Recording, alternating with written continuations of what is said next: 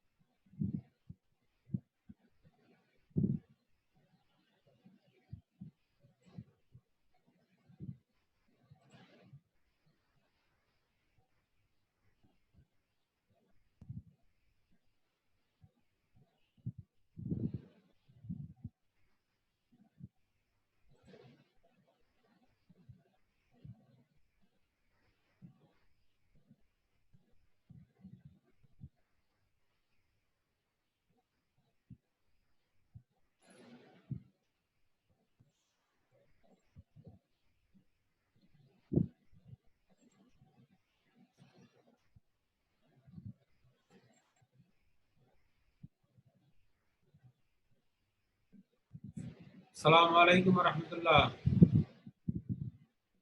মাহি ইসলাম, আমার কথা শুনতে পাচ্ছ?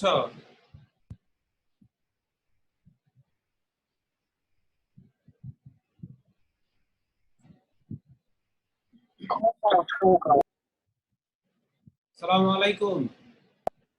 ওয়ালাইকুম আসসালাম স্যার। কেমন আছো মাহি?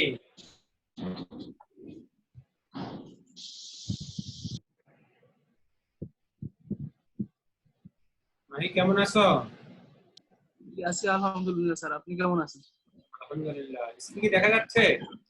জি স্যার, দেখা যাচ্ছে। কথা শোনা যায় স্পষ্ট? স্যার কথা শোনা যায়? না স্যার, একটু আটকে আছে। কথা পরিষ্কার শোনা যায় না? না না স্যার, কথাটা শোনা যাইতেছে না স্পষ্ট। শোনা যাচ্ছে না? না স্যার।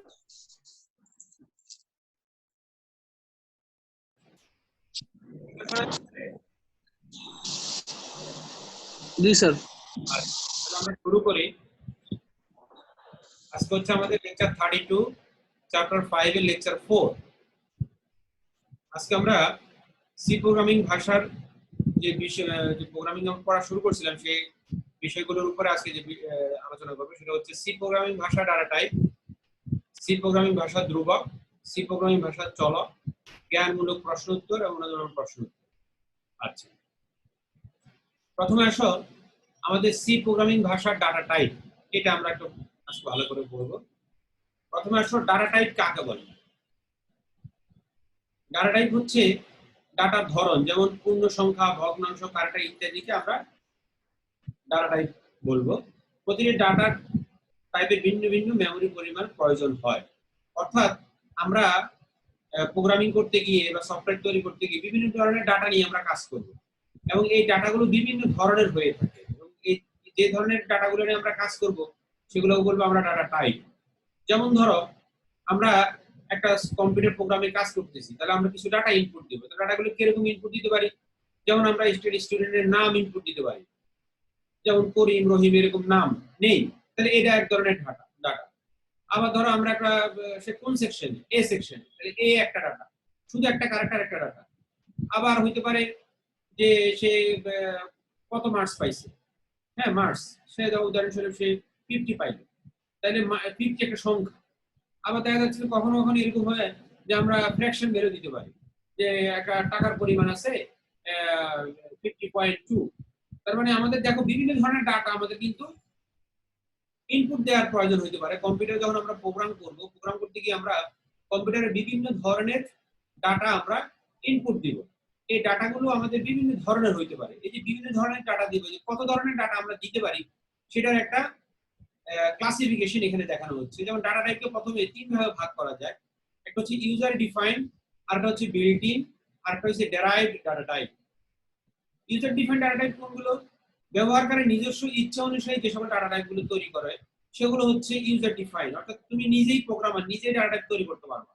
হ্যাঁ, অর্থাৎ যারা সফটওয়্যার তৈরি করছে তারা কিন্তু বিল্ডিং কিছু, মানে তারা ফিক্সড কিছু ডাটা টাইপ তৈরি করে দিচ্ছে, সেগুলোকে ব্যবহার করে তুমি নিজেও ডাটা টাইপ তৈরি করতে পারো।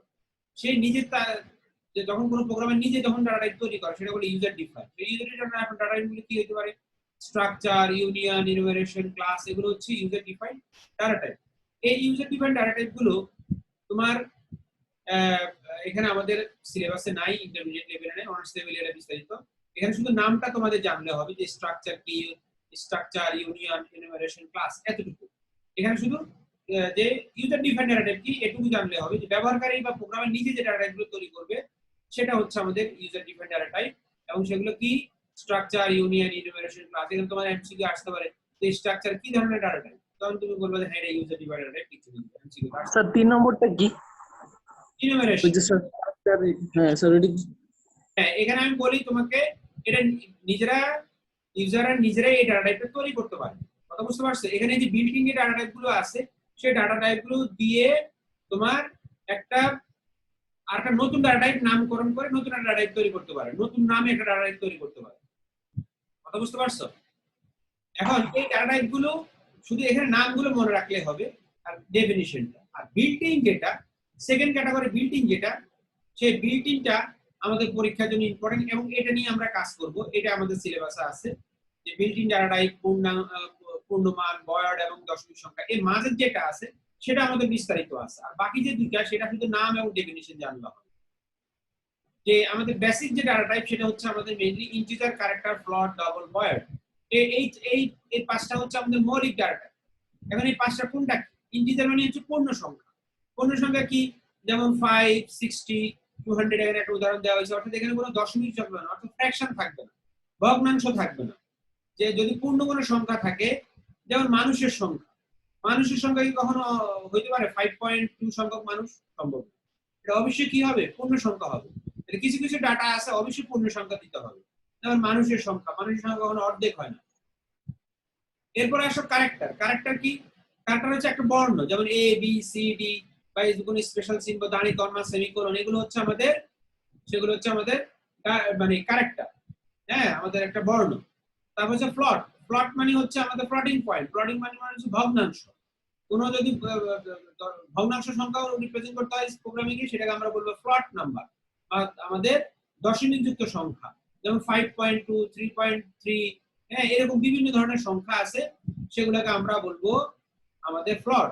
এরপর আসো ডবল। ডবল যেটা, ডবল এবং প্লট দুইটা সেম জিনিস, কিন্তু এটার ক্যাপাসিটি ভিন্ন, অর্থাৎ রেঞ্জ ভিন্ন।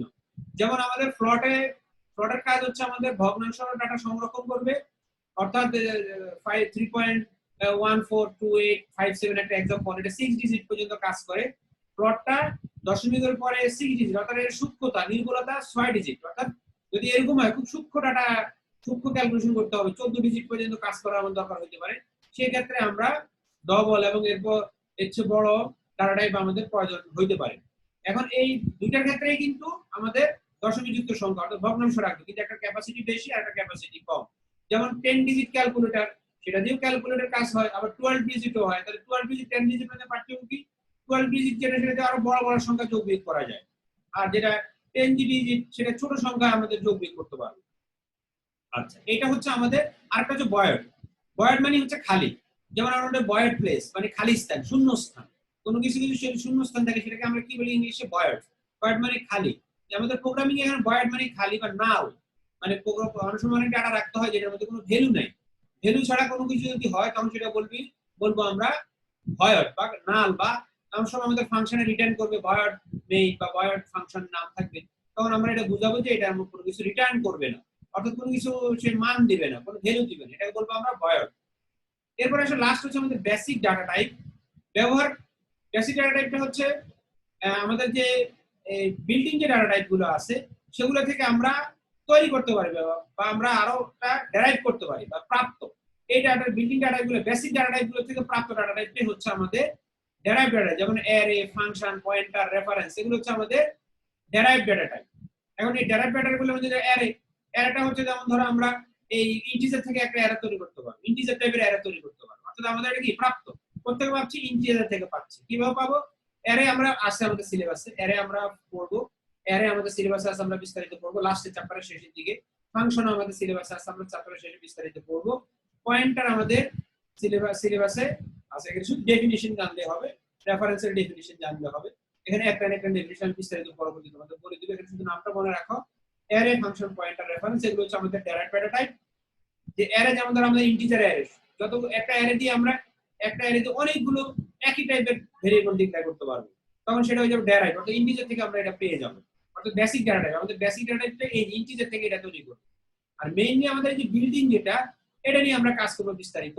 আর বাকি দুটো হচ্ছে ডেফিনিশন জানলে এখানে চলবে। আশা করি তোমরা এই যে সি প্রোগ্রাম যে বিভিন্ন ধরনের ডাটা টাইপ আশা করি বুঝতে পারছো। তারপরে কারো কোনো প্রশ্ন থাকলে প্রশ্ন করতে পারো।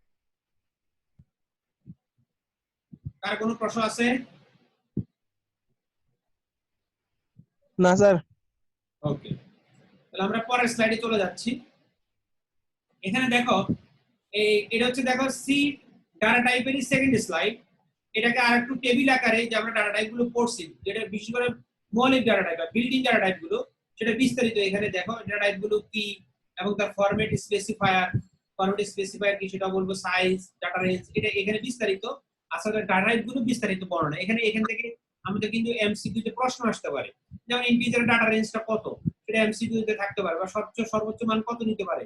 হ্যাঁ, সেক্ষেত্রে আমাদের কিন্তু এই সংখ্যাগুলো বিশেষ করে যে আমাদের উপরের গুলো, যেমন ধরো ক্যারেক্টার, ইন্টিজার, তারপর হচ্ছে ফ্লোট, হ্যাঁ, এই কয়েকটা জিনিসের চারটার আমাদের বেসিক যে চারটা আছে সেই চারটা, বয়েড সহ পাঁচটা, এই বয়েড তো খালি, এর মধ্যে কিছু নাই, বাকি যে চারটা ইন্টিজার, ফ্লোট, হ্যাঁ, তারপর হচ্ছে ডাবল আর ক্যারেক্টার, হ্যাঁ, এই চারটার ডাটা টাইপটা রেঞ্জটা ফরম্যাট স্পেসিফায়ার সহ ভালো করে মুখস্থ রাখবো, কারণ এটা এমসিকিউ পরীক্ষায় আসতে পারে। এখন আসো এই যে ক্যারেক্টার, যেটা আমরা প্রোগ্রামিং করার সময় আমরা ক্যারেক্টারের জন্য দিব %c। এই ফরম্যাট স্পেসিফায়ারটা কি সেটা আমি एग्जांपल সহ কিছুগুলোর মধ্যে বলতেছি। এই ফরম্যাট স্পেসিফায়ার আগে স্পেশাল কিছু ক্যারেক্টার আমাদের এই স্ক্যানএফ, প্রিন্টএফ ফাংশনে আমরা ব্যবহার করব, এটা আমরা অনেক एग्जांपल করব। এই एग्जांपल করতে করতে তখন দেখবে যে এই ফরম্যাট স্পেসিফায়ারটা একদম তোমাদের মুখস্থ হয়ে যাবে। এরপর আসো সাইজ। সাইজ বলতে বোঝাচ্ছে আমাদের মেমোরিতে ডাটা সংরক্ষণ করতে কি পরিমাণ ডাটা সংরক্ষণ, যেমন আমরা এই মোবাইলে এমবি এত মেগাবাইট ডাটা রাখতেছি, এত জিবি ডাটা রাখতেছি, ঠিক সেরকম আমাদের যে এই যে আমরা ডাটা টাইপ বলতেছি, বিভিন্ন ধরনের ডাটা রাখবো, ক্যারেক্টার রাখবো, ইন্টিজার রাখবো, ডাটা মেমোরিতে কি পরিমাণ ডাটা, একটা ইন্টিজার ডাটা রাখলে কি পরিমাণ মেমোরি সাইজ আমার লাগবে, সেটা হচ্ছে 1 বাইট বা 8 বিট।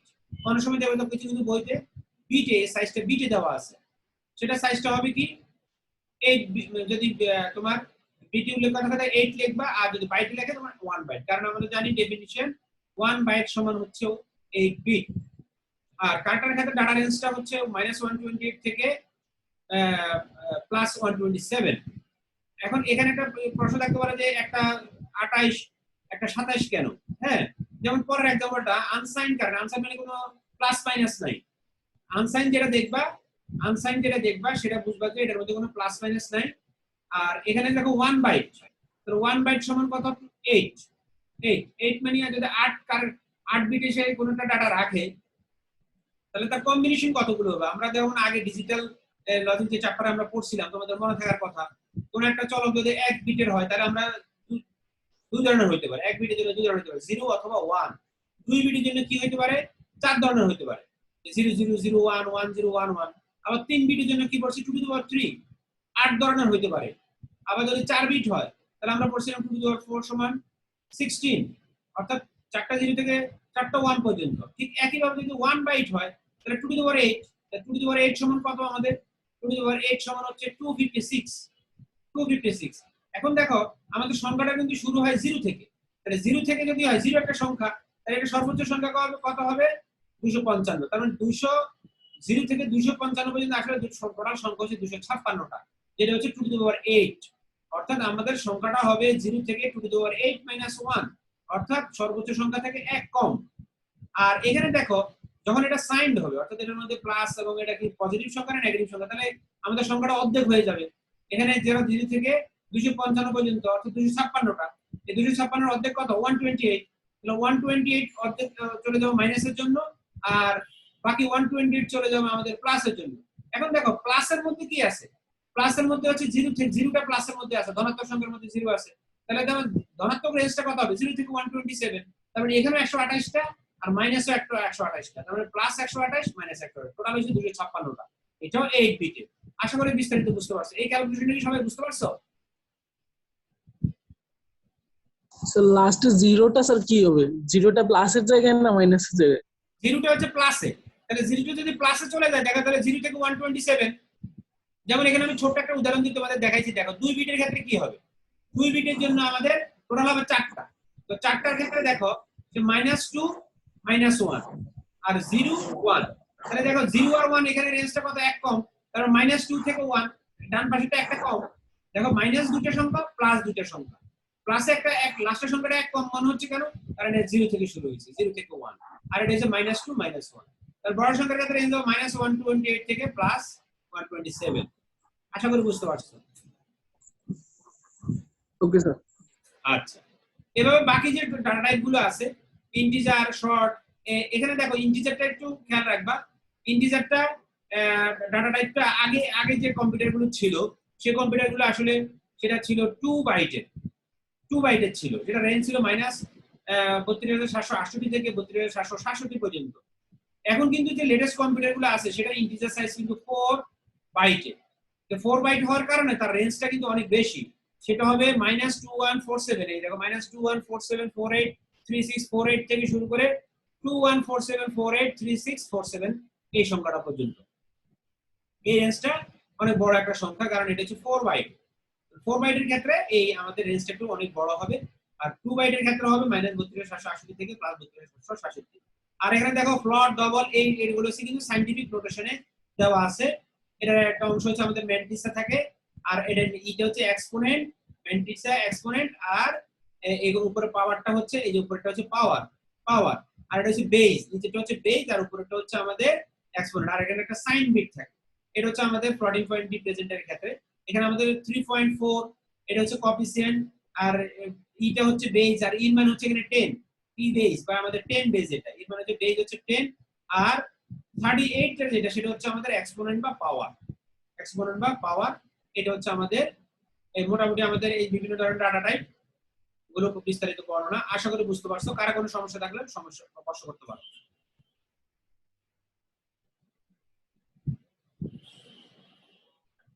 এখানে কারা কোনো প্রশ্ন আছে? No sir. আচ্ছা, তাহলে আমরা পরের স্লাইডে চলে যাই। এখানে দেখো আমরা একটা সি প্রোগ্রাম করব এখন। এই সি প্রোগ্রামটা করলে আমাদের ডাটা টাইপের বিভিন্ন ধরনগুলো আমাদের আশা করি ক্লিয়ার হয়ে যাবে। তো এই প্রোগ্রামটা একটু বুঝলি, তারপর আমি প্র্যাকটিক্যালি তোমাদের রান করে দেখাচ্ছি।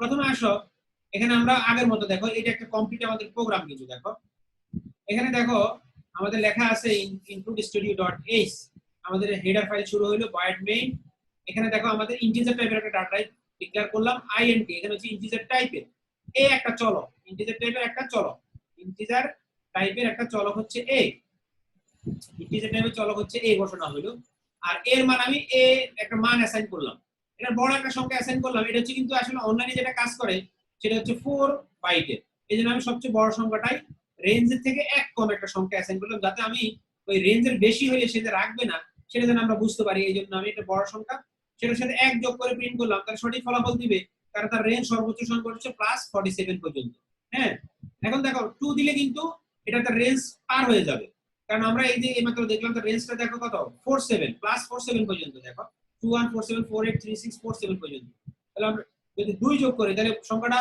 তার রেঞ্জের বাইরে চলে যাবে তাহলে এটা সঠিক ফলাফল প্রকাশ করবে না এরপরে আসলে আমরা যে ক্যারেক্টার টাইপের ডাটা টাইপ নিয়ে করলাম একটা ক্যারেক্টার c = a এটা হচ্ছে তার ডাটাটাই হচ্ছে a আর এখানে c টা হচ্ছে তার চলক c টা হচ্ছে চলক c হচ্ছে চলক আর এটা হচ্ছে তার ভ্যালু আর এখানে প্রিন্টএফে দেখো %c এটা হচ্ছে ফরম্যাট স্পেসিফায়ার আমরা ইন্টিজারের জন্য দেখো ফরম্যাট স্পেসিফায়ার হচ্ছে %d প্রিন্টএফের ক্ষেত্রে এখানে ফরম্যাট স্পেসিফায়ার %d দিলে কম্পিউটার বুঝে নেবে যে এটা একটা ইন্টিজার সংখ্যা এটা একটা ইন্টিজার সংখ্যা আর যদি আমাদের c দিই তাহলে বুঝে নেবে এটা ক্যারেক্টার ডাটা আর যদি f দিই তাহলে বুঝে নেবে ফ্লোট আর s দিলে বুঝে নেবে স্ট্রিং স্ট্রিং মানে sequence of character is called string অনেকগুলো ক্যারেক্টার মিলে হয় স্ট্রিং যেমন a একটা স্ট্রিং আর করিম এখানে a হচ্ছে ক্যারেক্টার আর করিম হচ্ছে স্ট্রিং কারণ এখানে দেখো কে একটা ক্যারেক্টার a একটা ক্যারেক্টার আর একটা ক্যারেক্টার i একটা ক্যারেক্টার m একটা ক্যারেক্টার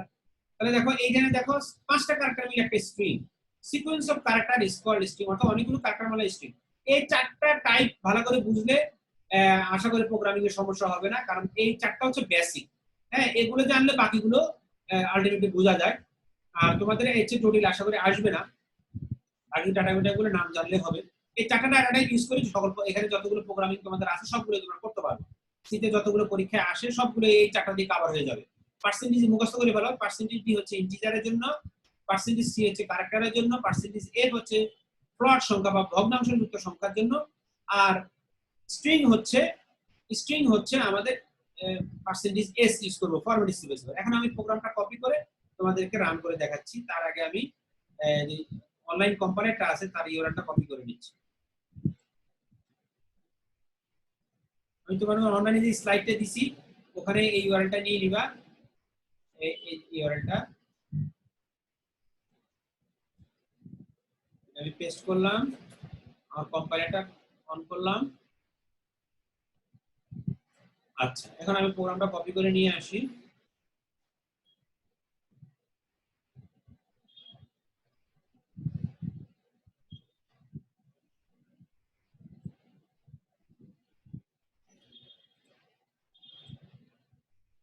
আচ্ছা এখন আমরা এটা রান করি প্রোগ্রাম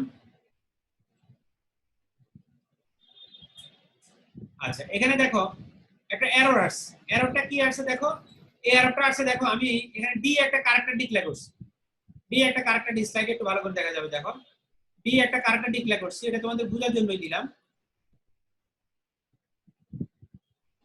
দেখো এখানে আমি ডি একটা ক্যারেক্টার ডিক্লেয়ার করছি দেখো ডি তে কিন্তু একটা ক্যারেক্টার রাখার কথা কিন্তু আমি রাখছি দুইটা তাহলে এটা কি সঠিক আছে সঠিক নয় এইজন্য যাতে ভুল ডাটা দিলে এরর আসবে সেজন্য আমি এই অংশটা রেখে দিয়েছি এই দেখো লিখে দিয়েছি ভুল ফলাফল প্রদর্শন করবে কারণ ক্যারেক্টার একটি বর্ণ সংরক্ষণ করে এই ডান পাশে দেখো আমি কমেন্টসে লিখে দিয়েছি তাহলে দেখো এই যে প্রোগ্রাম রান করে দেখলাম যে এরর আসছে এটা এরর চলে আসছে ভুল তাহলে আমি এই যে ভুলটা সঠিক করে দিচ্ছি এই দেখো আমি এটাকে মুছে আমি একটা ক্যারেক্টার করে দিলাম বি এখন আমি রান করলাম দেখো আমার ফলাফল দেখাইছে কিন্তু এই ফলাফল দেখাইতে গিয়ে আমাদের a+2 যেটা সেটা কিন্তু আমার ভুল যোগফল দেখাইছে আচ্ছা আমি প্রোগ্রামটা একটু ছোট করে নিই তাহলে আমাদের ধাপে ধাপে করলে আমাদের বুঝতে সুবিধা হবে এখানে সবগুলো একসাথে আছে তো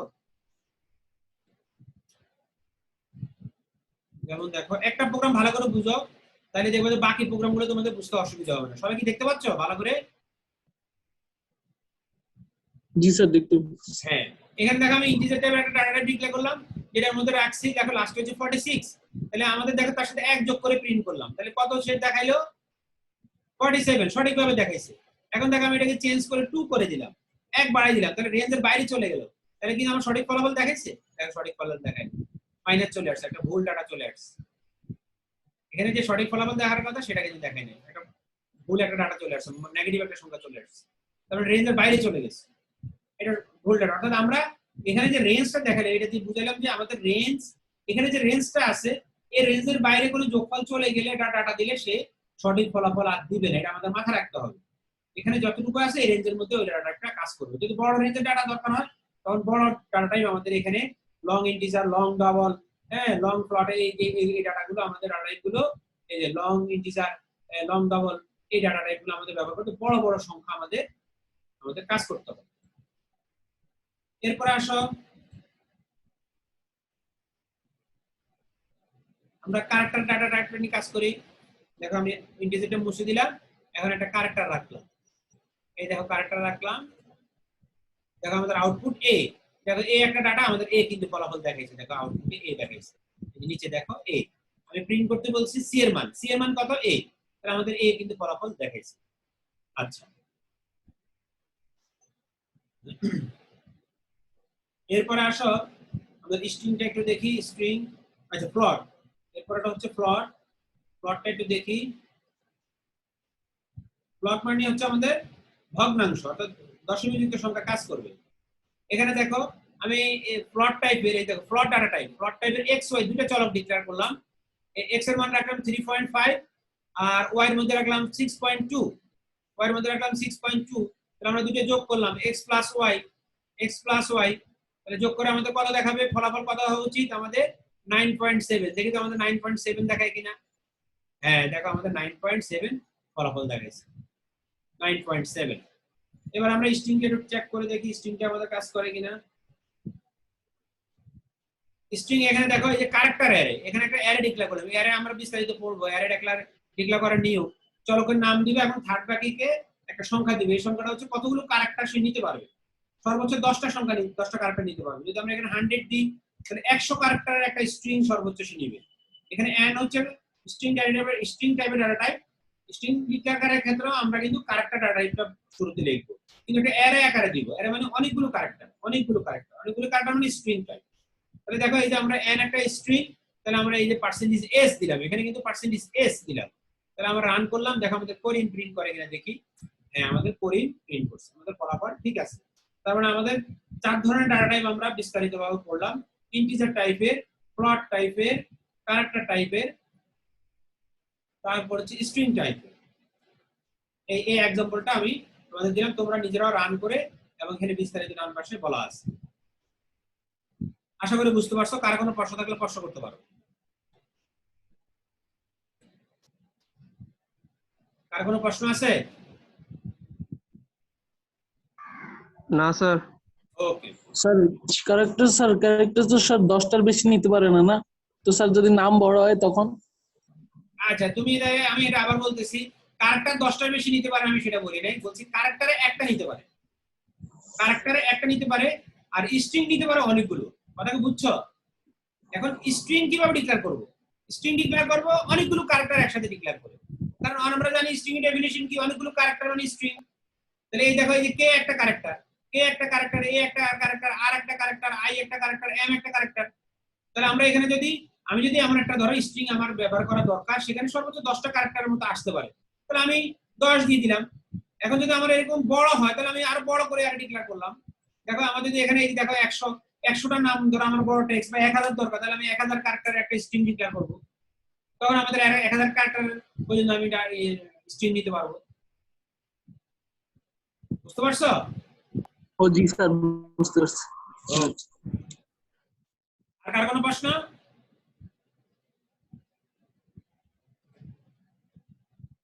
এখানে আর কার কোনো প্রশ্ন আছে?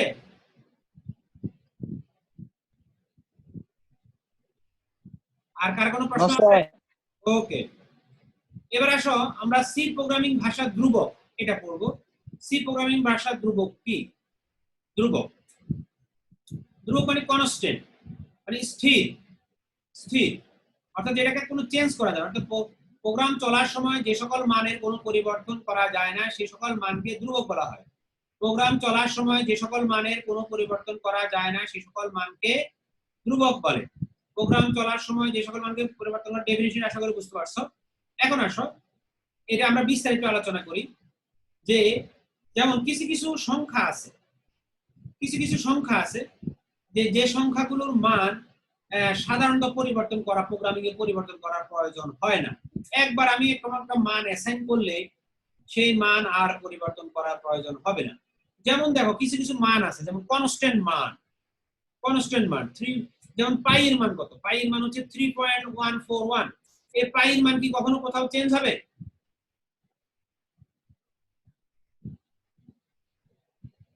সবাই আগে বলো।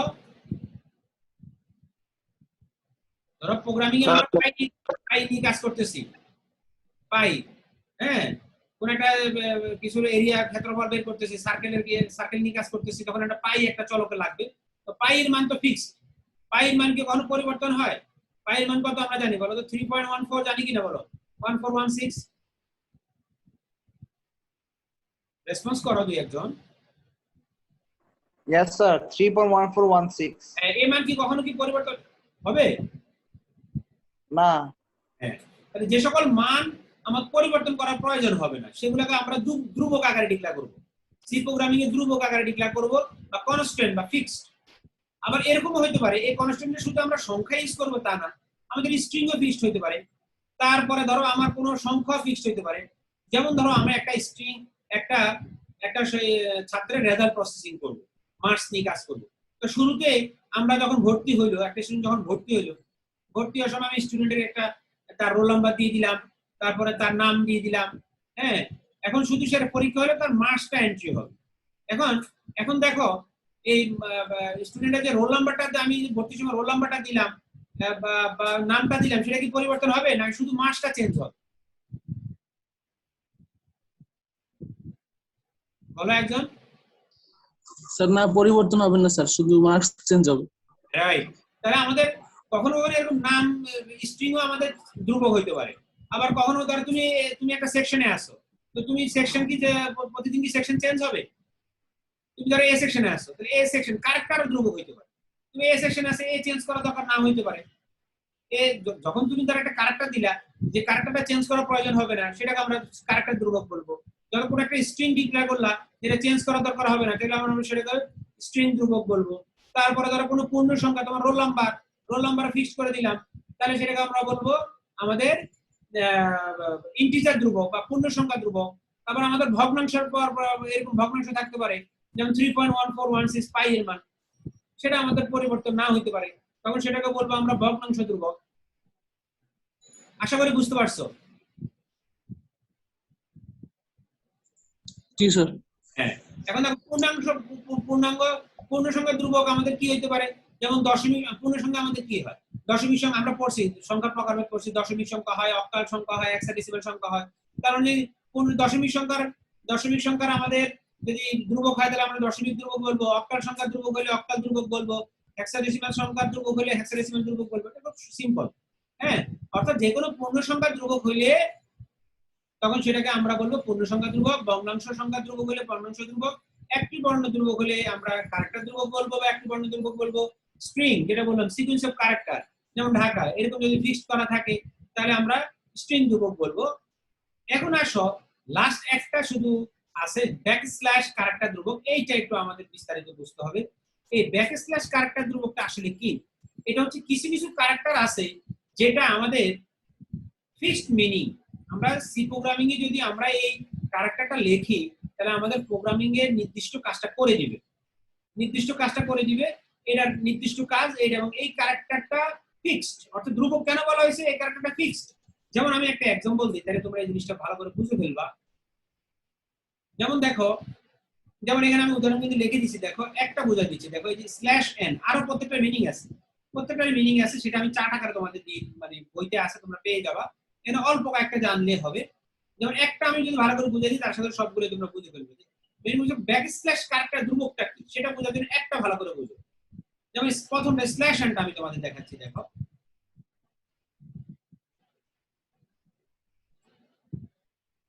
যেমন আমি প্রিন্ট করলাম ঢাকা সিটি কলেজ,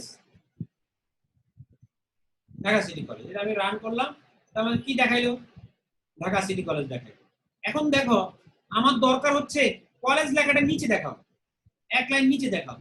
তাহলে আমি কি করব, এখানে আমি যদি এরকম একটা ক্যারেক্টার কনস্ট্যান্ট ধ্রুবক ইউজ করি, যেমন স্ল্যাশ এন, এটা যদি আমি ইউজ করি তাহলে সে নিচের লাইনে নিয়ে যাবে। যেমন দেখো আমি এই যে স্ল্যাশ এন দিলাম এখানে, তাহলে প্রথমে ঢাকা সিটি দেখাবে, দেখা তারপরে নিচের লাইনে চলে যাবে। দেখো ফলাফল দেখতে পাচ্ছ, কলেজটা কোথায় চলে গেছে দেখো তো, নিচে স্যার, নিচে চলে গেছে না? দেখতে পাচ্ছি। এখানে দেখো এই যে স্ল্যাশ এর মিনিংটা কি, স্ল্যাশ এর মিনিং হচ্ছে কম্পিউটার বুঝে, সি কম্পাইলার, যে আমাদের এটা তো একটা কম্পাইলার, এটা কম্পাইলার বুঝে বা সফটওয়্যার বুঝে এই স্ল্যাশ এনটা কি। তার মানে এই স্ল্যাশ এন এর ধ্রুবক মানে স্ল্যাশ এন এর ফিক্সড মিনিং আছে, অর্থাৎ এটা ফিক্সড, এটা কোনো তুমি নিজে যদি টাইপ করো এটা কাজ করবে না, নিজে যদি কোনো কিছু করতে চাও কাজ করবে না। অর্থাৎ আমাদের কম্পিউটারে কিছু কিছু ক্যারেক্টার আছে যেগুলো ফিক্সড মিনিং, বা আমরা এটাকে স্পেশাল ভাবে প্রিন্ট করতে চাচ্ছি, তখন আমাদের এই স্পেশাল ক্যারেক্টার কনস্ট্যান্ট ধ্রুবকটা আমরা ইউজ করব। হ্যাঁ, এটা বইতে চার্ট আকারে দেওয়া আছে এবং কোনটা কি সেটা আমরা পরবর্তীতে আমরা পড়বো ইনশাআল্লাহ। এখানে শুধু বিষয়টা বুঝতে পারছো যে একটা প্রতিটা ক্যারেক্টার প্যাকেজের ক্যারেক্টারের প্রত্যেকটা আলাদা আলাদা কাজ আছে এখানে।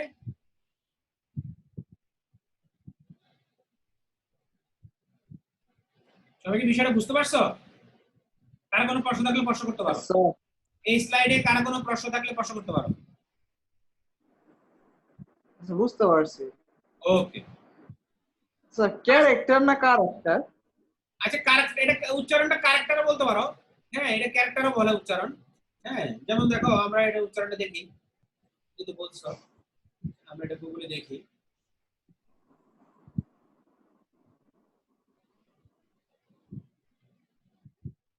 এই দেখো ক্যারেক্টার, সাউন্ডটা কি বলে শুনো, character, অরিজিনাল উচ্চারণটা এটা হবে ক্যারেক্টার, বুঝতে পারছো? তো আমরা তো অ্যাকসেন্ট, আমরা ধরো ইউএস অ্যাকসেন্ট ইউজ করি বা ইউকে অ্যাকসেন্ট ইউজ করি, এই জন্য একটু চেঞ্জ হবে, আমরা তো অ্যাকুরেট ভাবে উচ্চারণ একটু ইয়ে হয়, character, বুঝতে পারছো character? character, yes sir. Okay, আচ্ছা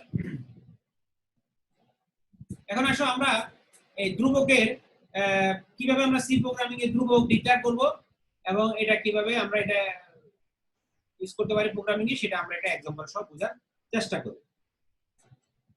প্রথমে আসো আমরা দুই ভাবে সি প্রোগ্রামিং এর কনস্ট্যান্ট ডিক্লেয়ার করতে পারি বা ধ্রুবক ডিক্লেয়ার করতে পারি। একটা হচ্ছে ডিফাইন চলকের মাধ্যমে, আর একটা হচ্ছে কনস্ট্যান্ট, সিওএনএসটি, কনস্ট্যান্ট, সিওএনএসটি, এই একটা কিওয়ার্ড, কনস্ট্যান্ট একটা কিওয়ার্ড। এখন আমরা কিওয়ার্ড কি করে পরবর্তীতে আমরা এই যে বিস্তারিত করব, তাহলে যেগুলো চলে আসছে সেটা আমরা একটু ডেফিনিশনটা বলে দিই। কিওয়ার্ড হচ্ছে সি প্রোগ্রামিং এর কিছু শব্দ আছে যে শব্দটার মিনিং একটা ফিক্সড মিনিং আছে, আগে থেকে একটা ফিক্সড মিনিং আছে, সেগুলোকে আমরা কিওয়ার্ড বলবো।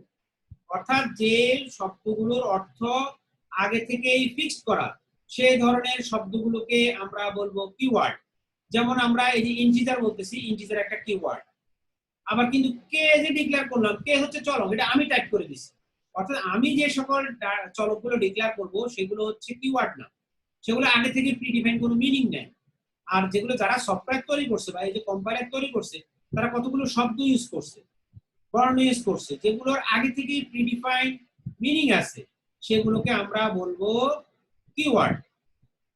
তাহলে দেখো আমরা এই যে ডিফাইন, এটা হচ্ছে প্রি প্রসেসর ডাইরেক্টিভ, অর্থাৎ আগে এটা ফিক্সড করা মিনিং, এই আমাদের এই ডিফাইন এই একটা প্রি প্রসেসর ডিরেক্টিভস এর মাধ্যমে আমরা এটাকে কনস্ট্যান্ট ডিক্লেয়ার করতে পারি, অথবা সিওএনএসটি এই এই এই চলক এই কিওয়ার্ডের মাধ্যমে আমরা কনস্ট্যান্ট ডিক্লেয়ার করতে পারি। এখন যদি আমরা একটা চলক একটা ভ্যালুকে কনস্ট্যান্ট বললাম আর সেটাকে যদি আমি চেঞ্জ করতে চাই, তাহলে আমাদের প্রোগ্রামিং এ এরর দেখাবে। যেমন দেখো আমি কে ইকুয়াল টু রাখলাম 200, ভালো করে খেয়াল করো, আমি কে ইকুয়াল টু ডিক্লেয়ার করলাম 200, আবার আমি এখানে তাকে বললাম কনস্ট্যান্ট, পরবর্তী লাইনে আমি কে ইকুয়াল টু রাখলাম 12, তাহলে আমার প্রোগ্রাম তো এরর দেখাবে। দেখো এই বলতেছে assignment of read only variable K error, কারণ এটা তো রিড অনলি ভেরিয়েবল, তুমি এটা রিড করতে পারো, তুমি তো রাইট করতে পারবে না। তুমি এটাকে বলছো কনস্ট্যান্ট, কনস্ট্যান্ট মানে কি রিড করতে পারবা, রাইট করতে পারবা, এটা রিড অনলি। তুমি এটাকে রিড করতে পারবা, অর্থাৎ প্রিন্ট করতে পারবা, কোথাও এটাকে অ্যাসাইন করতে পারবা, যোগ বিয়োগ করতে পারবা, কিন্তু এই মানটাকে তুমি চেঞ্জ করতে পারবা না। রাইট করতে পারবা না, অর্থাৎ রিরাইটেবল না, অর্থাৎ এটা ফিক্সড, এটার মান আর চেঞ্জ করা যাবে না। তাহলে আমরা এটা প্রোগ্রামটা কপি করে রান করে একটু একদম বোঝার চেষ্টা করি। এটা আমাদের লাস্ট টপিক আজকে, এটা আমাদের লাস্ট টপিকস। এর মধ্যে সময় চলে আসছে, শেষ হয়ে আসছে। এর মধ্যে যদি শেষ হয়ে যায় অসুবিধা নেই, ইনশাআল্লাহ আমরা নেক্সট পরের টপিকটি কন্টিনিউ করব ইনশাআল্লাহ। দেখো এখানে দেখো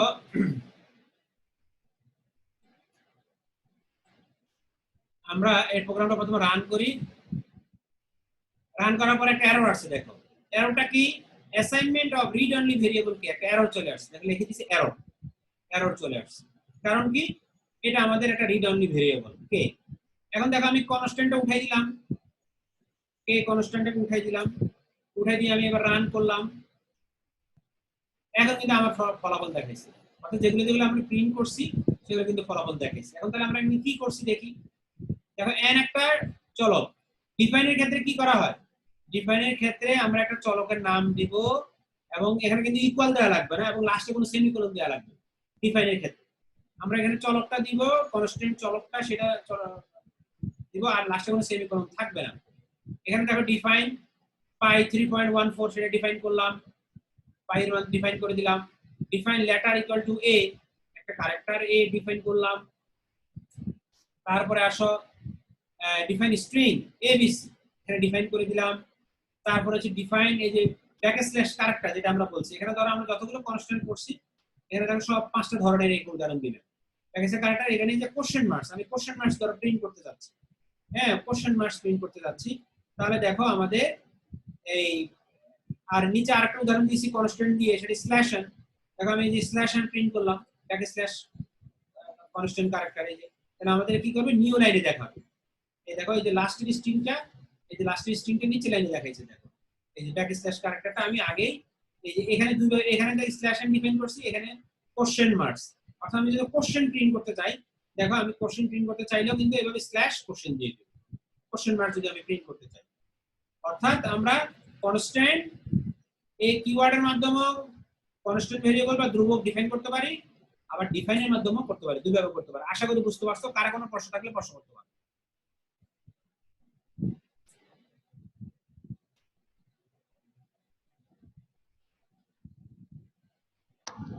না স্যার। সবাই বুঝতে পারছো? স্যার হ্যাঁ বলো। বুঝতে পারছি। ওকে, ভেরি গুড। স্যার ল্যাপটপে করা যাবে? হ্যাঁ আই মিন স্যার আমার ল্যাপটপ একটু পুরানো, তো ওই জন্য বলতেছিলাম প্রোগ্রামিং করা যাবে কিনা। হ্যাঁ যাবে, তোমার ইন্টারনেট ব্রাউজ করা যায়? হ্যাঁ করা যায়। হ্যাঁ ইন্টারনেট ব্রাউজ করলে তুমি এই যে এই ইউআরএলটা খাতার উপর লিখে নাও। এই যে আমি এখানে একটু বড় করে দেখাচ্ছি, তুমি একটু টাইপ করে নাও। এই যে লাস্ট দিয়ে দিছি, দেখো দেখো এই যে https, এটা টাইপ লিখে নাও, খাতার উপর লিখে নাও, খুবভাবে এটা টাইপ করলে কাজ করবে। https:// বানান ভুল করলে কিন্তু কাজ করবে না।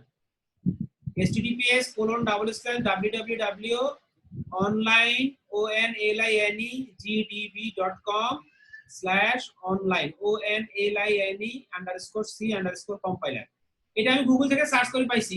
তুমি আরো গুগলে আরো অনেক কম্পাইলার আছে, অনেক কম্পাইলার আছে, তুমি এর মধ্যে যে কোনো একটা ইউজ করলে হবে। তুমি যে এটা টাইপ করে যদি দেখা যাচ্ছে যে তোমার এটা কোনো কারণে সাপোর্ট করে, আশা করি সাপোর্ট করবে, আশা করি করবে। অনলাইনে যদি তুমি এই যে গুগল ক্রোমের লেটেস্ট ভার্সনটা ইউজ করবা, অথবা তুমি ইয়ে করতে পারো, তুমি ওই যে কোড ব্লকস আছে, টার্বোসি আছে, অনলাইন থেকে তুমি ডাউনলোড করে নিও, অনলাইনে সার্চ করলে দেখবে যে এটা কম্পাইলারগুলো আছে, হ্যাঁ ওগুলা ইউজ করতে পারো।